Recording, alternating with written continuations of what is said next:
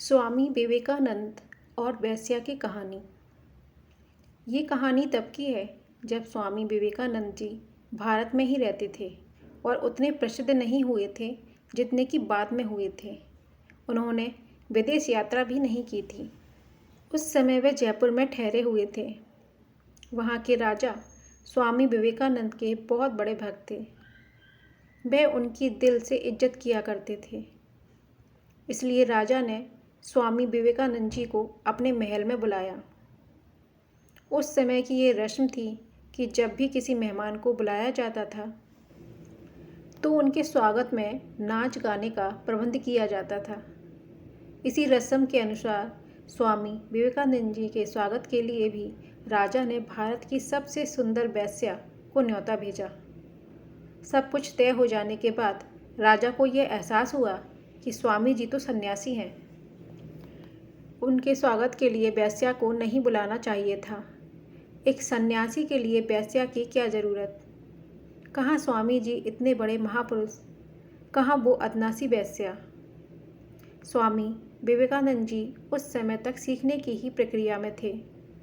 इसलिए जब वे राजा के महल में आए तो आते ही उन्होंने वेश्या को देखा। वेश्या के बारे में पता लगते ही स्वामी विवेकानंद जी उसी समय एक कमरे में गए और खुद को कमरे के अंदर बंद कर लिया। उन्हें डर था कि कहीं उस वेश्या को देखकर उनकी वासना शक्ति न जाग जाए। राजा बाहर से उन्हें बुलाते रहे, लेकिन स्वामी विवेकानंद जी ने बाहर आने से साफ मना कर दिया। राजा ने माफ़ी भी मांगी कि उन्होंने आज तक किसी सन्यासी का स्वागत नहीं किया, इसलिए उनसे ये भूल हुई। लेकिन स्वामी विवेकानंद जी नहीं माने और अंदर ही बंद रहे। राजा निरंतर स्वामी जी को मनाने का प्रयास कर रहे थे। इसका कारण थी वो वेश्या। वह वेश्या भारत की सबसे सुंदर और प्रसिद्ध वेश्या थी। अगर उसे वापस भेजा जाता तो ये उसका अपमान होता। राजा बुरी तरह फंस चुके थे। उन्हें समझ नहीं आ रहा था कि वह इस स्थिति में क्या करें, कैसे निजात पाएं इस समस्या से। वेश्या को जब इस बारे में पता चला तो उसने एक गाना गाना शुरू किया। उस गाने में उस वेश्या ने कहा कि उसे पता है कि वो उनके लायक नहीं है, लेकिन वो तो थोड़ी दया दिखा सकते हैं। वो तो सड़क की धूल भर है, पर उसके लिए वो निर्दयी क्यों है? वो तो अज्ञानी है, पापी है, लेकिन स्वामी जी तो ज्ञानी हैं। उन्हें एक वेश्या से कैसा डर? इतना सुनने भर की ही देर थी, स्वामी जी को इस बात का आभास हुआ कि वो डर क्यों रहे हैं। एक वेश्या से उन्हें किस बात का डर है? ऐसे तो छोटे बच्चे डरा करते हैं। उनकी समझ में अब तक आ गया था कि वह डर उनके जीवन में नहीं बल्कि मन में था।